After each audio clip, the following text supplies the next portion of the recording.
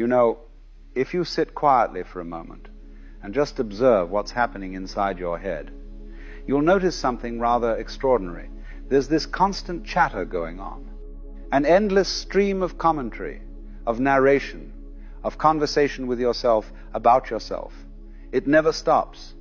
Even right now, as you're listening to me, there's probably another voice in your head commenting on what I'm saying, agreeing or disagreeing, planning what to think next, wondering if you've understood correctly, perhaps even talking about the fact that it's talking. This internal dialogue is so constant, so pervasive, that most people don't even notice it anymore. It's like the hum of a refrigerator that you only hear when someone points it out. But once you do notice it, once you become aware of this endless internal conversation, a very natural question arises. Why won't it stop? Why does the mind insist on this constant talking to itself? And more importantly, who is talking to whom? If it's your mind talking to itself, then who is the talker and who is the listener? Are there two of you in there? And if there are two, which one is the real you? The one doing the talking or the one listening to the talking? Let me tell you, this is not a trivial question. This is perhaps one of the most important questions you can ask about the nature of your own consciousness. Because this internal dialogue, this constant mental chatter, is at the root of almost all human suffering. It's the mechanism by which we create anxiety, worry, regret, and most of our psychological pain. And yet we're so identified with it that we think it's who we are.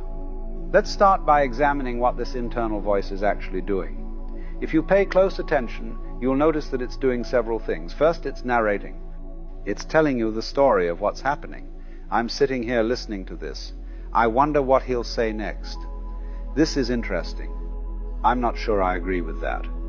It's like a sports commentator giving you a play-by-play of your own life, except that you're living the life and providing the commentary simultaneously. Second, it's evaluating. It's constantly judging everything that happens as good or bad, pleasant or unpleasant, desirable or undesirable. I like this, I don't like that. This is going well, this is going poorly, I should have done that differently, I hope this continues, I hope that doesn't happen again. On and on, an endless stream of evaluation and judgment. Third, it's planning and rehearsing.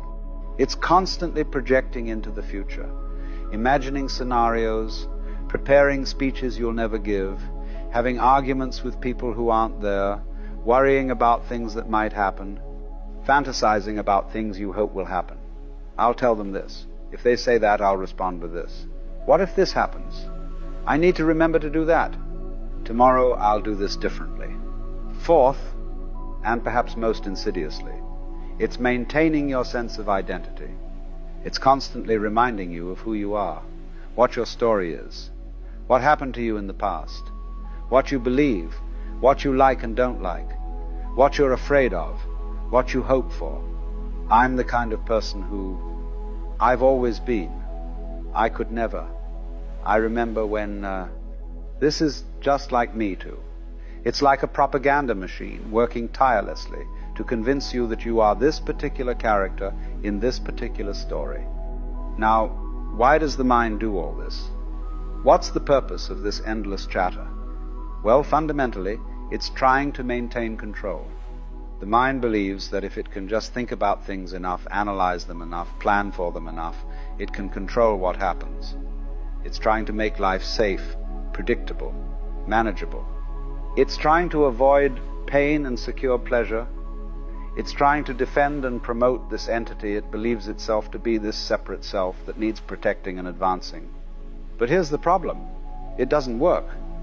All this thinking, all this planning, all this worrying and analyzing and rehearsing, it doesn't actually give you control over life. Life continues to unfold in ways you don't expect and can't predict. Things happen that you didn't plan for. People behave in ways you didn't anticipate. And yet the mind keeps on talking, keeps on trying, keeps on believing that if it just thinks a little harder, plans a little better, worries a little more thoroughly, it will finally achieve the control it seeks. It's like someone standing in a boat trying to push the boat forward by pushing on the mast. They're putting in tremendous effort, getting exhausted, and yet the boat isn't moving. But they keep pushing because they don't understand that they're part of the system they're trying to move. They think they're separate from the boat, that they can push it from outside. But they're in the boat. Their pushing doesn't move the boat, it just wastes energy and creates frustration.